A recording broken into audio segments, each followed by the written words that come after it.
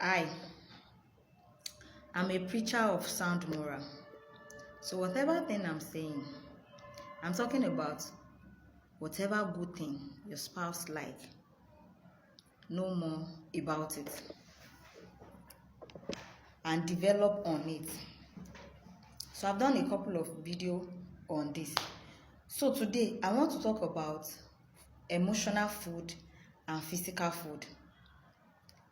I'm still on whatever thing your spouse likes, know more about it. Do you know some people are fond of one thing and it's very bad? You don't eat a particular food, and for that reason you don't cook that food for your spouse. You can't say because you don't like a particular thing your spouse should not eat that thing. It's very wrong. Yes, and marriage is about compromise. You have to come from your own angle. He comes or she comes from our own angle. You meet at the midpoint, then you reach a conclusion. That is what marriage is all about. It's all about compromise. There are things I don't do before that I do now. Once is not a bad thing. That's why I said I'm a preacher of good moral. Once that thing is not a bad thing. So please watch. Let me give you a practical example of what I'm talking about. While growing up, my mom don't eat pork because she's from a Muslim background. So, and that mentality sticks. She doesn't eat it. Even if you cook pork with whatever thing she's using, the only thing, she should not just know about it. Once she knows that you have used maybe pot or spoon or anything to touch pork, she will never touch that thing again. It's bad. It's as that bad. But my dad, on the other hand, eats pork. So now, because she doesn't eat it, she doesn't cook it. So if my dad will eat pork, it has to be from outside. He even have to eat it out. And while growing up, I discovered that thing is bad. Yes. Another thing she does is she doesn't eat toad. Toad is conco. Yes. Because if you prepare, she will never touch it. She's the kind of person that easily gets irritated with whatever thing. So she doesn't eat it.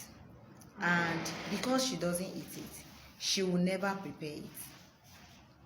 So one day I was going back to school, and it happens that it's my dad that will drop me in school. So on our way, my dad branched a restaurant. That restaurant, it's not that they are selling this thing, no. But my dad had to pay this woman to prepare this thing for him. So they prepared this concourse. It was so nice and good looking. So, and I've not tested it because my mom don't cook it. So I've not tested it before. So when they brought the food, I was like, I can't eat it. My dad said, you can eat it now. There's nothing bad in it. My people, I tested this thing. It was so delicious. I was like, wow. So why is my mom not cooking this thing? And I think that is the last time also, because I'm not used to it. But what I'm saying is, eating it is not bad. In fact, even the meat tastes so good. Tastes really good. So now, because she doesn't eat it, she has deprived her husband from eating it, and even we the children. If not because my dad took me to that place, maybe I would never have tasted it. So now, he had to pay somebody to prepare that thing. What if the woman preparing this thing really likes my dad and wants to marry my dad? So that's why I said little thing that you don't take note, little thing that you don't count,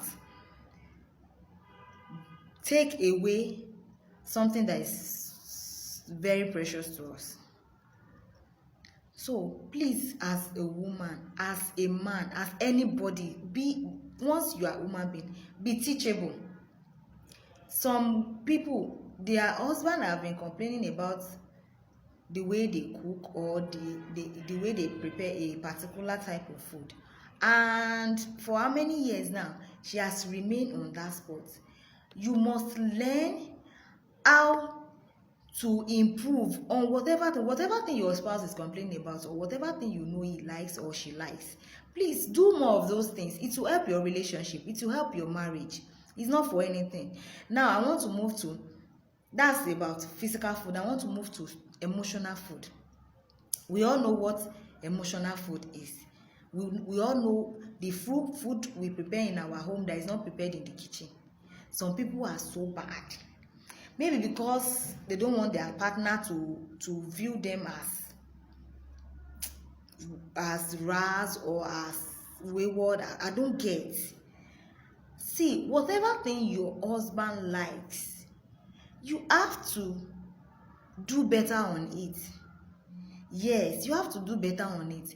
You have been doing a particular style, you have been preparing a particular dish for 20 years, and your husband has been complaining about this thing, your spouse has been complaining about this thing. I don't like the way you used to do this thing. And he said, I cannot change. That's the way. What do you mean you cannot change? You don't have to be rigid in your decision making. You don't have to be rigid. You have, as human being, you have to be flexible. I told you that marriage is all about compromise. You have to compromise. You come from your own angle, he comes from his own angle, or she comes from her own angle. You meet at the midpoint and you reach a conclusion. That is what marriage is all about. Compromising, so as to have a peaceful home. The same style tó ti ń ṣe láti 1947 náà ló ṣe ń ṣe. And your husband keeps complaining, your wife keeps complaining, he's saying, yeah, that's what I know how to do. You can do better, please. You can do better. So I said little thing. Because you are born again, so fucking what? Because you are born again, does it now mean you should not yield to correction? Does it now mean you cannot satisfy your husband? Please, let's be careful, let's be guided, let's be watchful. This little thing counts. You may be viewing it as little, but I can tell you for free, it's not little, it's not minute, it's a big deal. Please, take to it and change. It's for your own good. It will help your relationship and so also your marriage. Thank you, and God bless.